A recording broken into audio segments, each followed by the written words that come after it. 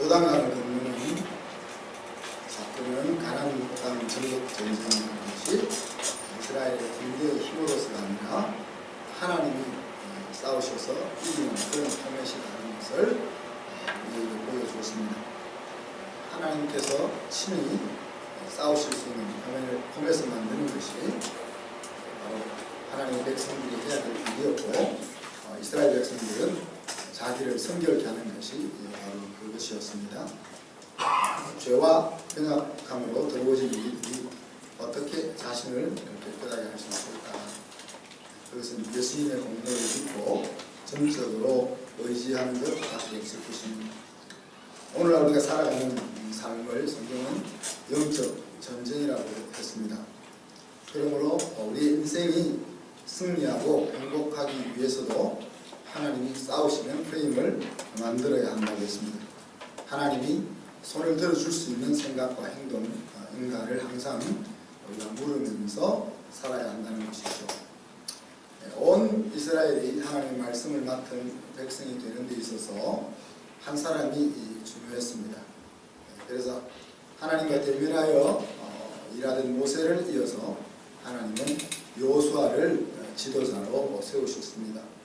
그리고 요단강을 건너는 그 사건 가운데서 여호수아를 크게 하셨습니다.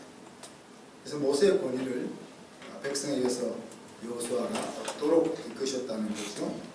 이 일을 위해서 하나님은 모세와 함께 하신 것 같이 여호수아가 하나님이 함께 하시는 것을 온 백성들이 눈으로 확인하게 하셨다 그랬습니다. 하나님께서 남편과 아빠 된 우리 성도들에게 지난주 과제를 주셨습니다. 오늘부터 시작해서 하나님께서 순종하는 남편과 아빠를 크게 하시리라 하셨습니다. 우리의 생각과 계획에 하나님이 함께 하신다 하는 사실을 아내가 보고 자녀들이 보게 하라는 것입니다. 그래서 자녀들이 아빠 이게 어찌된 일이야 라고 물을 수 있는 그런 기념을 만들라고 하십니다. 우리 아빠와 함께 하시는 하나님이 나와도 함께 하실 수 있다 하는 생각을 우리 자녀들이 가질 수 있도록 하라는 것입니다. 추석 명절을 보내는 한 주간 동안 남편과 아빠들이 아내와 자녀들에게 존경과 긍휼을 잘 얻으셨습니까? 대답이 없으십니까? 제가 알고 있는 한 분은 돼가는 것 같아요. 오늘은 가나안 전국 전쟁이니까 여호수아의 마지막 당부 말씀을 같이 나누고자 합니다. 여호수아가 가나안 땅으로 들어간 지 시간이 지나면서 나이가 많아 늙게 되었다 그랬습니다.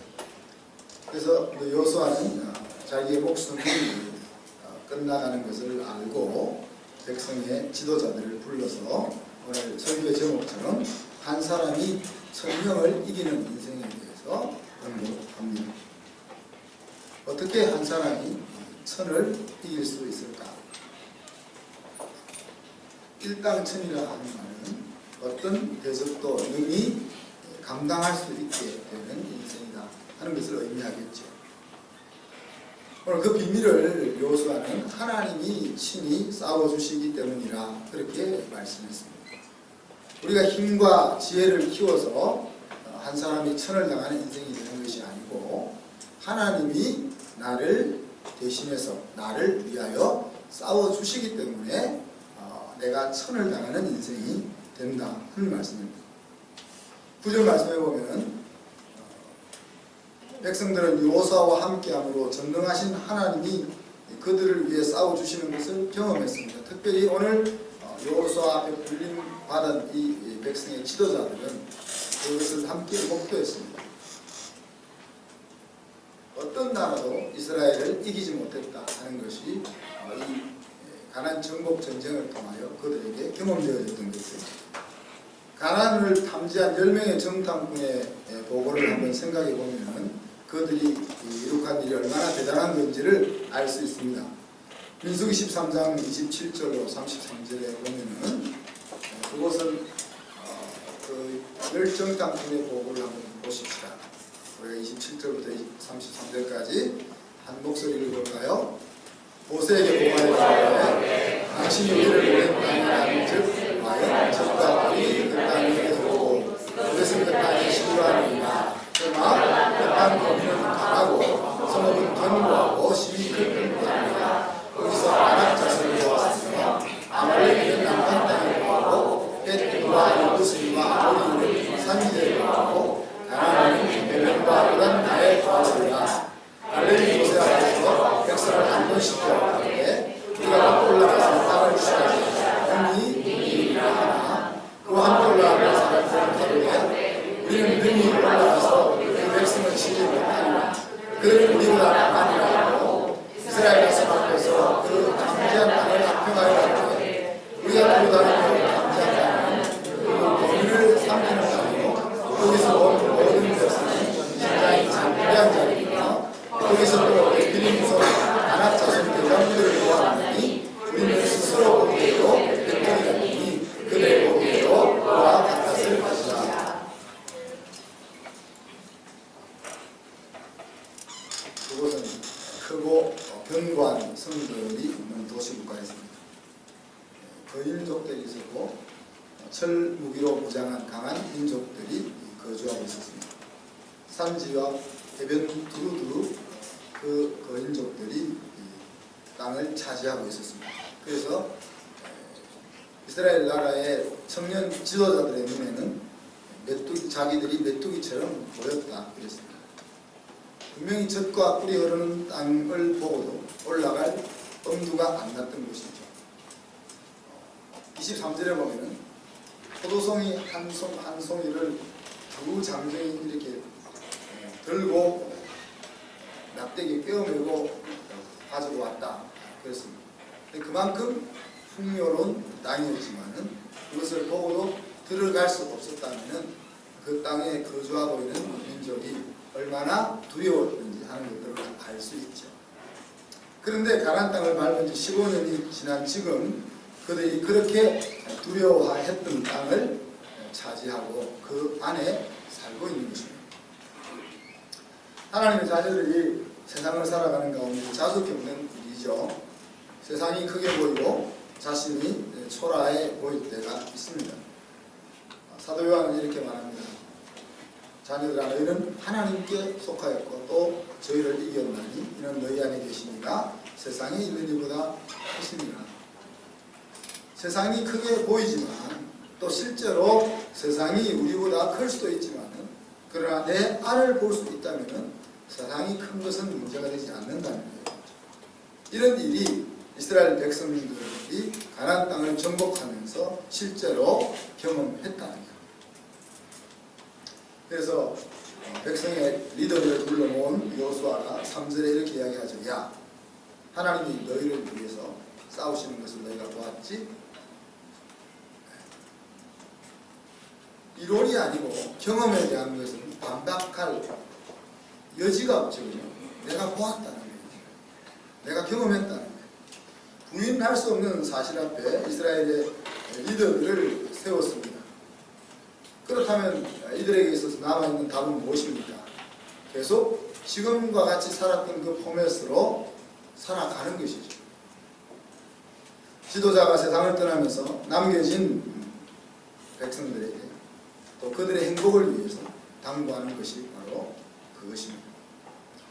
그 말씀을 받느냐 받지 않느냐는 것은 백성들의 몫이지만 지도자는 자기 백성의 복된 길을 걸어갈 수 있는 그 방향을 제시해 주고 있는 것입니다. 자, 그렇다면 하나님이 우리를 위하여 싸워주시는 인생의 포맷은 무엇입니까? 6절을 보면 크게 힘써 모세의 율법책에 기록된 것을 다 지켜 행하라 그렇게 말씀하십니다. 마음을 매우 담대하게 하고 행동도 매우 확실하게 해야 한다 그런 이야기입니다. 하나님의 말씀을 지키는데 왜 마음을 담대해야 할까? 하나님의 말씀을 지키는 데 있어서 왜 우리가 행동을 확실하게 해야 될까?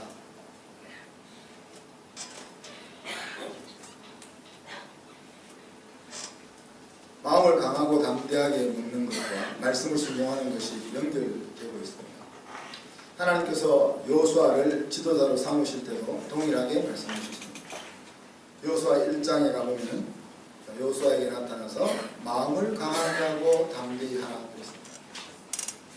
백성들에게 하나님이 약속하신 땅을 너가 얻게 해야 되는데 그러기 위해서 필요한 것은 너가 마음을 강하게 하고 담대히 먹는 것이다. 실제로 보면 또다시 반복하기를 마음을 강하게 하고 극히 담대히 하라 그랬습니다. 너가 말씀을 지켜 행하기 위해서 마음을 강하게 하고 극히 담대히 해야 된다고 했습니다. 그렇게 말씀을 지켜 살아가기만 한다면 너 인생의 형통함과 성공은 보장되어 있다. 그렇게 말씀하십니다. 그리고 이 말은 내가 너에게 직접 명령하는 것입니다. 강하고 담대한 마음을 먹어주면 좋겠어 라고 부탁하는 것이 아니고 너는 반드시 강하고 담대한 마음을 먹어야 해 라고 말하는 것입니다. 그러면서 두려워하지 말고 놀라지 말고 너 마음속에 용기가 생겼다가 다시 용기를 잃는 그런 일들이 일어나지 않게 하라. 그러면서 하나님께서 하나의 위로를 주신 것은 내가 어디를 가든지 너와 함께 하겠다 하는 약속을 하시는 거죠. 하나님의 말씀을 지키는데 왜 우리가 담대함이 필요합니까? 그렇죠? 지금 전쟁을 치르야 너가 이제 가나안 땅 백성들과 싸워야 되니까 강한 마음을 먹어야 돼. 그 말은 말이 되잖아요. 근데 하나님의 말씀을 나로나 우리로나 치우치지 않고 지켜야 되는데 왜 마음을 강하고 담대히 먹어야 하냐 하는 이야기. 그럼 하나님의 말씀을 지킨다는 것은 그 자체가 굉장히 힘든 부분들이 많이 있는 거예요. 세상의 가치와 부딪히는 부분들이 있기 때문에 그 말씀을 따라 살려고 할 때 우리의 마음이 준비되지 않으면 그 일을 하기가 쉽지 않다. 그래서 하나님의 말씀을 지키는 그 부탁을 하면서 먼저 내 마음 먹는 것이 중요하다. 그렇게 얘기하는 것이죠. 근데 이 말씀이 여호수아의 마음에는 들려졌습니다.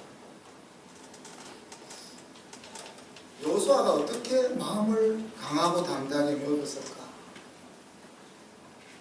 여러분, 마음을 강하게 먹으려 하면 어때요? 더 겁신하지 않습니까? 마음을 강하게 먹어야지. 마음을 먹는 사람은 겁이 나기 때문에 마음을 먹는 거예요. 겁이 안 나는 사람은 마음을 강하게 먹어야 된다는 생각도 할 필요가 없죠. 그죠? 근데 마음을 강하게 먹어야 한다는 생각을 하면 할수록 우리가 더 겁신하는 것이 우리의 현실입니다. 또 특히 지금 여호수아는 굉장히 두려운 자리에 서 있는 거지 않습니까? 왜? 지난주 말씀에서 나누었던 것처럼 모세가 행했던 그 후광을 입고 서 있는 것인데 그 후광을 입는 데까지는 좋지만은 모세의 지도력 앞에 자기는 왜소해 보이는 또 실제 전쟁을 치러야 되는 것은 여호수아입니까? 굉장히 두려움 속에 있는 자신인 거죠. 그렇기 때문에 하나님이 여러분 너 마음이 중요하다. 너 마음을 강하게 먹으라고 반복하고 있는 것입니다. 자, 오늘 말씀 속에서 우리는 여호수아가 마음을 강하게 먹을 수 있었던 두 가지 실마리를 찾아볼 수 있습니다. 하나는 앞에서 말한 것처럼 백성들에게 하나님이 약속하신 그 땅을 얻게 하기 위해서라는 말씀입니다. 그것은 뭡니까? 책임져야 될 사명이 있는 것이죠. 그냥 나 혼자 잘 먹고 잘 살 것 같으면 굳이 두렵고 담대한 일 안 해도 될 텐데 내 인생에만 걸려있는 문제가 아니고 600만 명이 되는 민족의 존폐가 걸려있는 문제다. 그래서 책임져야 될 사명이라는 것이 있을 때 우리는 우리의 마음의 여림에도 불구하고 강한 마음을 먹을 수 있는, 물론 그것이 부담과 짐이 되어서 우리를 더 위축하게 만들고 더 무너지게 만들 수도 있지만 그 책임감이라는 것이, 책임져야 될 사명이라는 것이 우리의 마음을 다부지게 붙잡을 수 있게 해준다. 또 한 가지 실마리 뭡니까? 내 뒤에 누가 있느냐, 내가 너와 함께 있으리라 그러지 않습니까? 백성하신 하나님이 함께 있을 것이다. 나의 배경이 누가 되느냐 하는 것이 내 앞에 있는 그 상황을 담대하게 부딪힐 수 있는 에너지를 줄 수 있다. 그러면서 좀 이렇게 우리 뭡니까 태극 마크처럼 이렇게 오고 서로 엮여 있는 내용들이 하나가 나오는데 그런 말씀에 대한 이야기입니다. 말씀을 가까이 하면 담대해지게 되는 부분이 있는가 하면 담대해지기 위해서 말씀을 가까이 해야 되는 이 두 부분이 엮여 있는 것입니다. 지금 여호수아는 그가 말씀을 순종하기 위해서 마음을 강하게 먹어야 한다고 했는데 그 말과 이어지면서 마음을 강하게 먹기 위해서라도 또 말씀 앞에 나아가야 된다는 게 함께 주어지고 있는 것입니다. 사랑하는 성도들, 그러면서 하나님은 자기 백성이 하나님이 싸워주실 수 있는 삶을 걸어가는지 걸어가지 않는지를 테스트하신다고 했습니다. 오늘 7절에 보면 너희 중에 남아있는 이 나라들이라는 표현이 나오죠. 하나님께서 가나안 땅에 있는 모든 민족들을 다 진멸하지 않았고 몇몇을 남겨두었다는 이야기입니다. 물론 이것은 이스라엘 백성들이 전쟁을 치르면서 그 전쟁을 완수하지 않은 측면도 있지만 그 측면과 함께 하나님이 완수하지 못하게 그냥 남겨둔 측면도 있는 것입니다. 사사기 2장 21절 23절에 보면 하나님의 도를 지켜가는지 보기 위해서 여호수아의 손에 붙이지 않고 남겨둔 열국이다.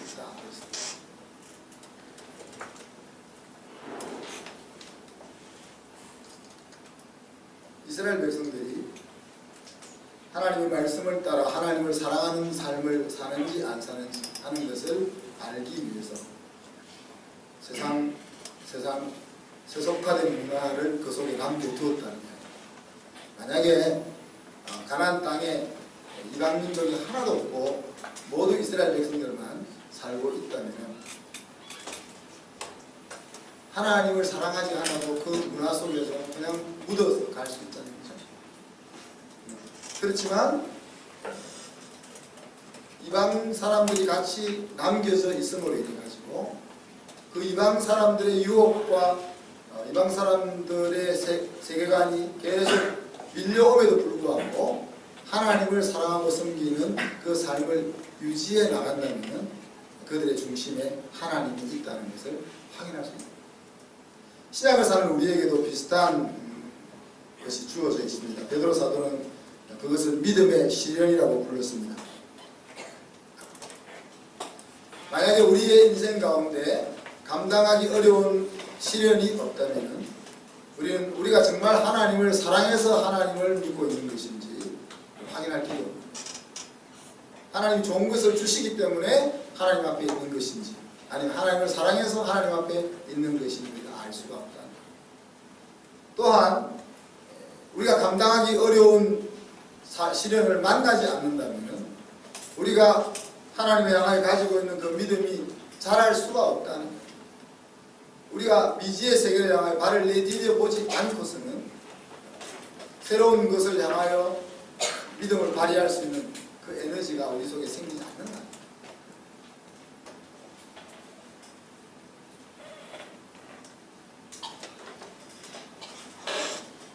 이렇게 하나님이 친히 싸워주실 수 있는 포맷에 대해서 말씀하시면서 구체적인 지침을 우리에게 주십니다. 그것은 우리가 하나님을 사랑하라는 거죠. 11절에 보면 스스로 조심하여 하나님을 사랑하라고 했습니다. 사랑하기를 몹시 조심하라는 거죠. 이게 그냥 가만히 있으면 사랑이 안 된다는 거예요. 그럼 사랑이라는 것이 정말 하나님이 말씀하신 사랑이라는 것이 도대체 뭘까? 우리가 부부 사이에 사랑하는 이런 거하고는 다르지 않습니까? 남녀 간에 나누는 사랑과는 다르지 않습니까? 어떤 것이 사랑하는 것인지를 성경은 분명하게 말을 해주고 있지 않습니까?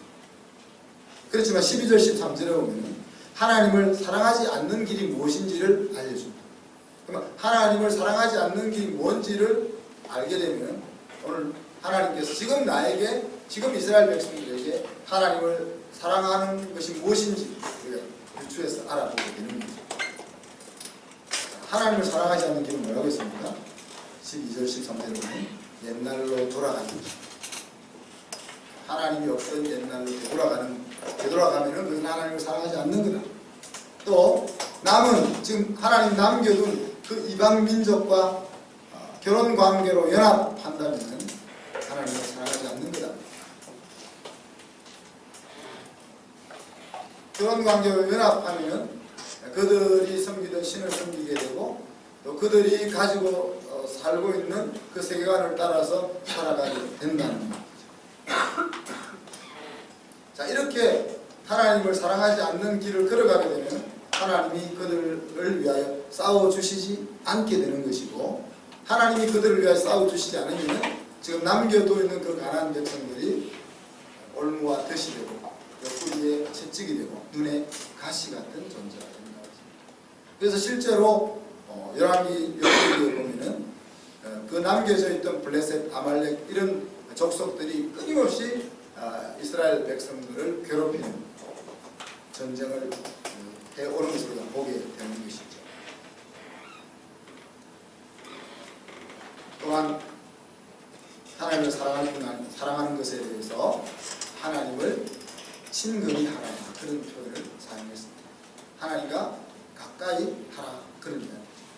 그래서 이스라엘 백성들에게 요구하시는 하나님의 사랑은 세속에 물들지 말고, 세상 속에 살고 있지만은, 그리고 세상과 가까이 지내지 말고 하나님과 가까이 지내라.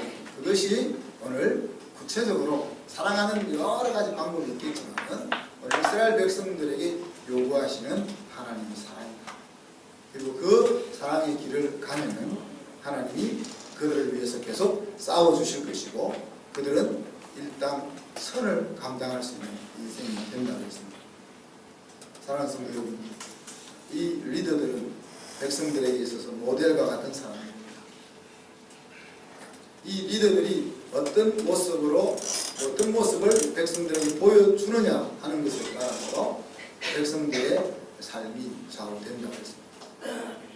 그래서 여호수아 24장 마지막에 보면 여호수아와 그 장로들이 사는 날 동안 그들이 하나님을 섬겼다고 했고, 그래서 사사기에 가서 보니까 하나님이 하신 큰 일을 보았던 자들, 그 장로들이 살아있을 동안은 백성들이 하나님을 섬겼지만 그들이 다 죽고 나니까 하나님을 모르는 다른 세대가 일어났다라고 표현하고 있습니다. 그래서 오늘 여호수아는 백성의 리더들을 부르다가 너희들이 먼저 하나님을 사랑하고 하나님이 너희를 위하여 싸워줄 수 있는 포맷을 만들어서 그것을 백성들에게 보여주라. 사랑하는 성도 여러분, 우리도 우리 인생을 승리하기를 원하면 하나님이 나를 위해서 싸우시는 포맷을 만들어야 합니다. 우리가 열심히 수고하고 노력해야 하지만 우리의 열심히 수고하는 것과 노력하는 것만으로는 우리의 인생이 형통하거나 승리하는 것을 보장받을 수가 없습니다. 그리고 나를 개발해서 승리하는 인생이 되는 포맷으로 가면은 끊임없이 부담과 스트레스 속에 살게 되는 거죠. 올라가야 될 자리가 있는 사람은 올라가기 위해서 경쟁을 해야 하고, 올라간 자리에 있는 사람은 추월 나가지 않기 위해서 경쟁해야 합니다. 그래서 죽을 때까지 항상 불안해하면서 살아가야 하는 것이 하나님을 떠난 인생의 모습이다. 그래서 우리가 인생의 승리와 행복을 위하여 수고하는 것은 좋지만, 그러나 그것 가지고는 우리가 원하는 자리에 이룰 수 없다는 것을 우리가 인식하고 정말 하나님이 나를 위해서 싸워주시는 그런 포맷을 만드는 것에 집중해야 합니다. 하나님을 사랑하는 구체적인 문화를 우리 가정 속에 자리 잡게 하는 일에 우리가 집중해야 합니다. 물론 나의 욕심을 채우는 그것을 위해서 하나님이 나를 위해서 싸워주시는 그런 것이 아니고 내 인생을 가장 보람있고 멋있고 신나게 살아가게는 그 방향으로 하나님이 나를 위해서 싸워주실 수 있는 그런 인생이 될 수 있도록 주님의 이름으로 축복합니다. 말씀 생각하면서 한번 기도합니다. 하나님을 사랑하는 일에 집중하는 우리가 되게 하시고 무엇보다도 하나님이 나를 위해서 싸우시는 포맷을 만들 수 있게 하셔서 일강선이 되는 그런 우리가 될 수 있게 주시옵소서. 같이 한번 말씀 생각하면서